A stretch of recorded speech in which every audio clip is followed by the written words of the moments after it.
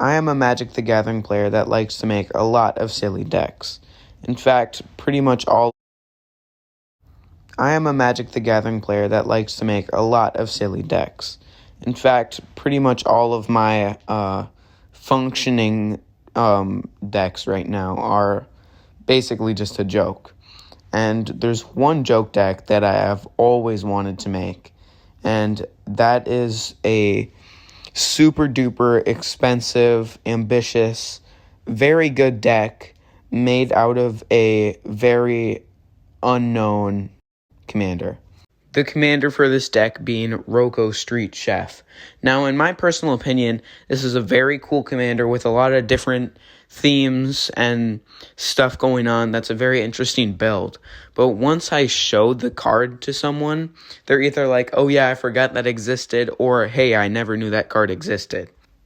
When I first saw this card, I was blown away at how cool and interesting it was. I decided I immediately wanted to make a deck out of it, but it was going to take a long time if I really wanted to make the deck good, and it has taken a long time. It's taken me maybe a year, I'm not really sure, but since I stopped uploading like a little bit ago, that's around when I started it, maybe a bit before that.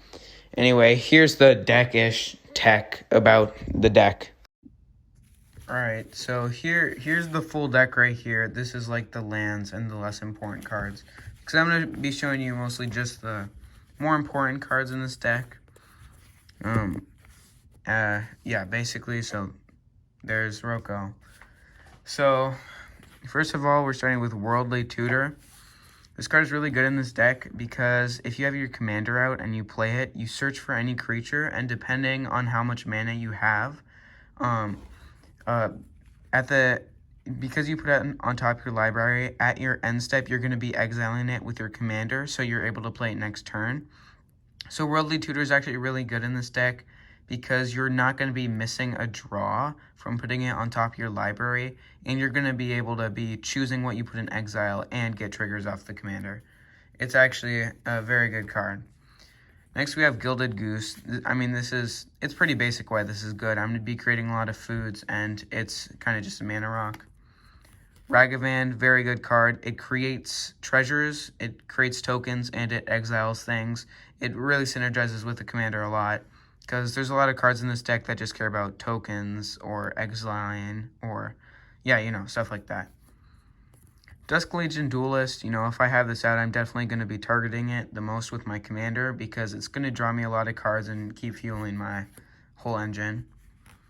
PNLR is really good because it counts both lands and stuff I've casted from exile, and it creates tokens. And, I really tried to incorporate a lot of cards that had counters, tokens, and exile in them. Not necessarily all three, but I like to mix both exile and tokens, or counters and tokens, or tokens and counters.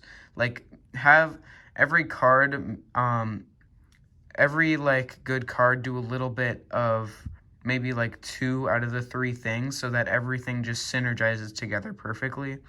Because this does stuff with exile, and then it creates tokens, which is another thing my deck cares about. So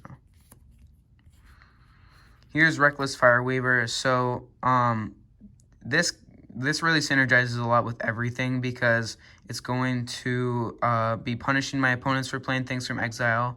It's going to be punishing my opponents for me playing things from exile.